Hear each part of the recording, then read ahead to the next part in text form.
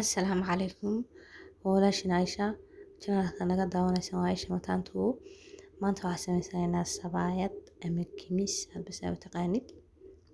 baa kasoo tuuraynaa insha Allah fadlan haddaan ugu cusubtahay subscribe inoo saar videoga like noo dheh haddaa hore noola joogteen oo ku mahadsantiin daawashadiina iyo waqtigiina qiimiga badan ee aad nala wadaagtaan halka waxaa kusoo shubanay daqiiq hadba inta kugu filan waxaa ku darsanay sonkor yar sidoo kale waxaa ku darsanay caano boore buda ah waxaa ku darsanay biyo diirran biyuhu way yara diirran yihiin sabaayadda ama wax kasta oo bur ah marka aad xashaysid biyaha haddaad ugu roonaatid kaa adkaan mayso waa soo wada xashanay jileecaas inoogu soo baxday kaaliska arag waa jarjaranaynaa insha Allah markaynu jarjarno kadib waa la waxaynaa dee sabaayad inta taqaano waa iska taqaanaaye muhiimaddu waxa weeye xashida bahasheeda hadday kuu hagaagto sabaayaduna waa kuu hagaagaysaa ama wax kasta oo bur iyo waa kuu hagaagayaan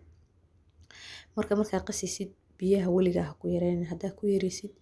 adayg bay kaa noqonaysaa hadba gadaal biyaha kaga dartid adayg bay kaa noqonaysaa haddana waa kala bixisanaynaa insha Allah kadib waa soo dhammaystiraynaa waa isku soo laabanaynaa insha Allah